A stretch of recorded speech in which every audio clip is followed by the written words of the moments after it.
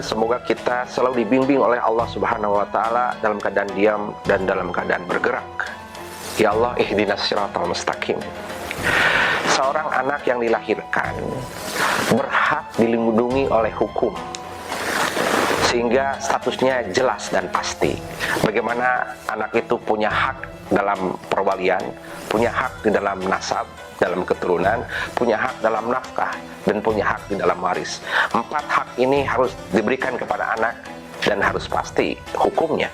Hak perwalian, hak nasab, hak waris, dan hak nafkah. Hal ini mari kita lihat sabda Kanjeng Nabi Muhammad SAW dalam paparan hadisnya dari Imam Abu Hurairah dalam jalan yang pendek itu sampaikan, al-waladu lil firasi. Sesungguhnya anak yang dilahirkan di luar nikah itulah hak laki-laki yang memiliki ranjang.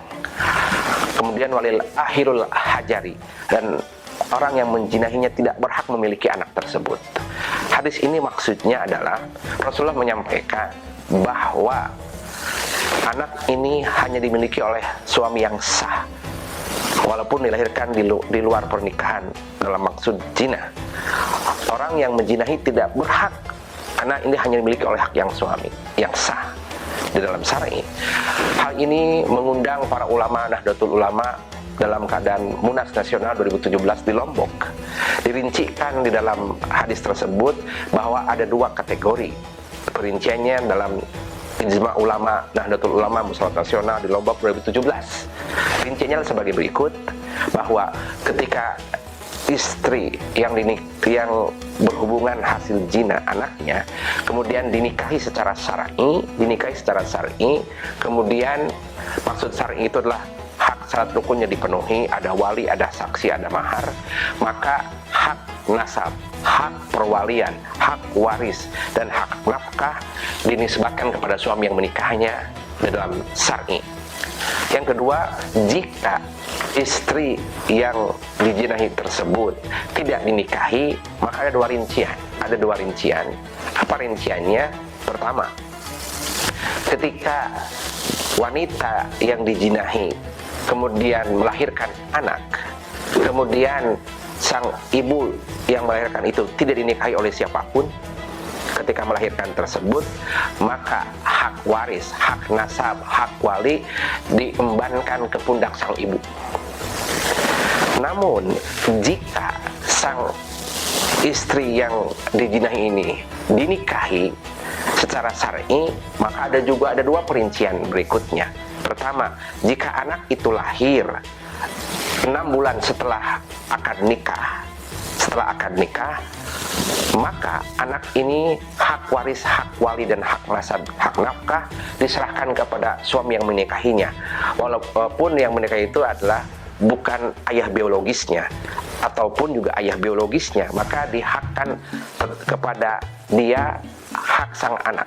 Ini harus disampaikan kepada anak tersebut sehingga dia menjadi pasti hukumnya. Kemudian yang kedua, jika sang istri melahirkan kemudian dinikahi oleh laki-laki ayah biologisnya, namun lahir di bawah 6 bulan, maka nasab nafkah sang anak dinisbatkan kepada ibunya. Itulah rincian yang dirincikan Ijma Ulama Nahdlatul Ulama di Lombok 2017. Hal ini pun juga diakomodir oleh Mahkamah Konstitusi negara ini, MKRI. Di situ disampaikan bahwa hak perdata anak yang lahir di luar nikah, di luar syar'i gitu, adalah hamil hasil perzinahan itu, maka perdatanya diserahkan kepada ibunya dan kepada keluarga ibunya. Juga MK memutuskan juga hak sang anak ini disertakan kepada laki-laki yang menjinahinya dan keluarga laki-laki tersebut.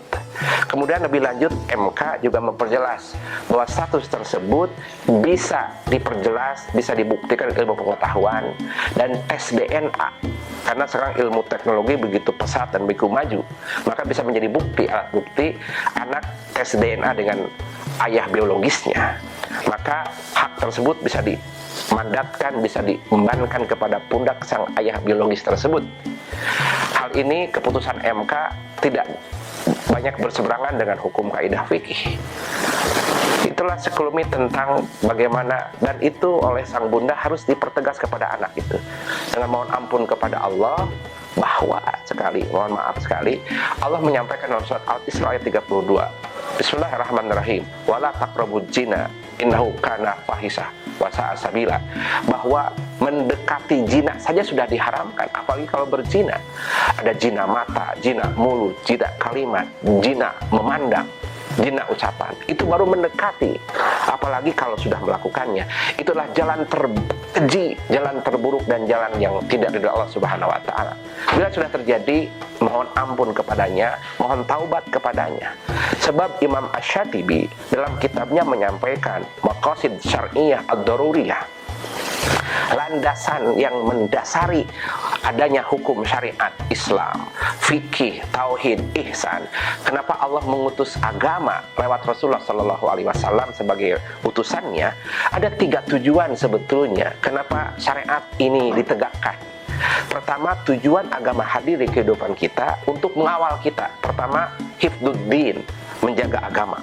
Maka akidahnya harus lurus, hifdzuddin.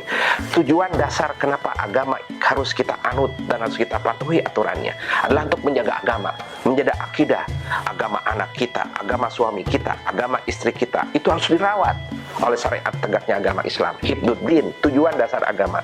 Yang kedua, hifdzun nafs, menjaga diri, jangan sampai bunuh diri, jangan sampai menghancurkan diri, jangan sampai menerpakan diri kepada virus sehingga kita menjadi korban. Hifdzuddin, itu tujuan agama. Maka regulasi pemerintah tentang COVID-19 ini juga harus diikutin, karena itu adalah bagian dari dasar ajaran-ajaran agama. Yang ketiga, kenapa agama ini hadir? Untuk mengawal kita lahir dan batin, mengawal dunia akhirat adalah hifdzun nasab, merawat keturunan. Jangan sampai keturunan anak kita tidak jelas siapa bapaknya, siapa ibunya. Maka muncullah anak-anak. Anak-anak tidak salah, orang tuanya lah yang harus kita empowering. Maka hati-hatilah, jaga keturunan anak kita, jaga keturunan rumah tangga kita, jaga keturunan keluarga besar kita. Ini landasan agama ditegakkan.